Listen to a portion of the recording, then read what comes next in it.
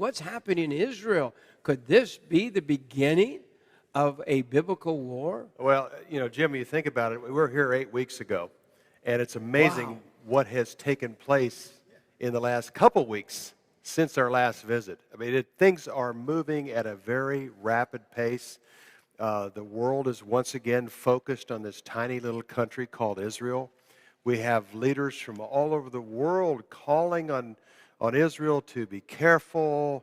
Yes, you have the rights to respond to that rocket fire, but be careful. We're hopeful for peace one day. And I never, ever get tired of being or totally enamored and in disbelief of just how amazing this tiny little country of Israel captures the world's interest. It's so remarkable. But then again, that's the way God intended it to be in the final days, as we know that Jerusalem and the state of Israel is God's time clock. You have two immovable forces, Iran and Israel, that both of them say, we will not give up our homeland. We're not going to lay down and die for the other. And Iran, I think, is proven that it's just simply determined to destroy Israel. Absolutely. Israel just wants to live in peace and security. I was talking to people in our recent trip to Israel that, here's a tiny little productive country that just wants to be left to be productive, whether it's in science, medicine, technologies, agriculture. It's remarkable what's coming out of Israel in terms of benefits to not only Israel, the United States, and the world. And Israel's been forced in this peace process for over 30 plus years, the recent version of the peace process for 20 years. And the neighborhood has got more dangerous. We've had wars with Iraq and Afghanistan. Iran has been developing themselves into a major military foe that's determined to eliminate the little Satan, which is Israel, and also give the United States, the great Satan, a devastating blow, whether it's in the Middle East or here. So the neighborhood is getting much more dangerous.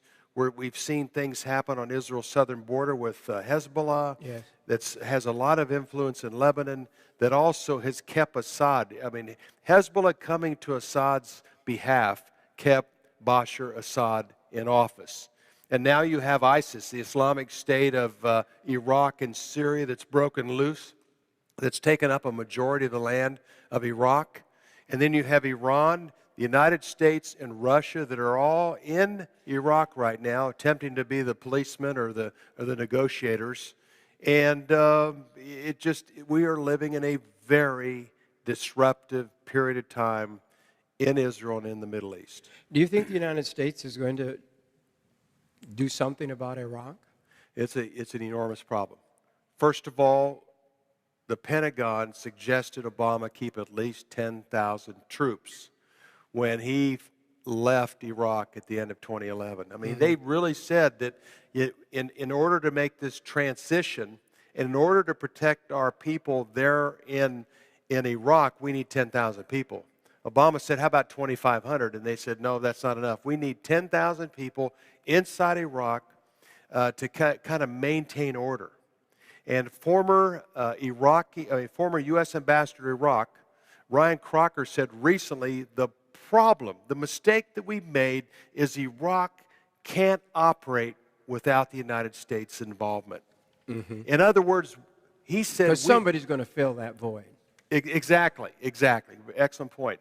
That Crocker said we're the hard drive. The United States is the hard drive, and without the hard drive, the United States, they can't operate. In other words, that keeps relative order between the Sunnis, the Shiite-led government, and the Kurds. But without us there, Iran has moved into that void, has filled that void in a significant way. When there are problems in Iraq, the president of Iraq, Maliki, looks to Iran for help, not the United States. Uh-oh. So we have a very significant problem, and also the fact that we receive 400,000 barrels from Iraq every day for our economy. It's a substantial amount of oil. And at this point, the Saudis are going to make up the difference. But you look at Iraq, you look at what's taking place in Syria, you look at the problem with Hezbollah, you look at the issue with Hamas, and back to Iran again, their determination to be the caliphate in order to control land from Iran to Iraq to Syria to Jordan to Lebanon and eventually wipe out Israel is part of their plan. This is literally the most exciting time of biblical history. We are blessed to be living in the time that the prophets of the Old Testament, the Jewish prophets, explained of what the final days would be like, and we are living in those days.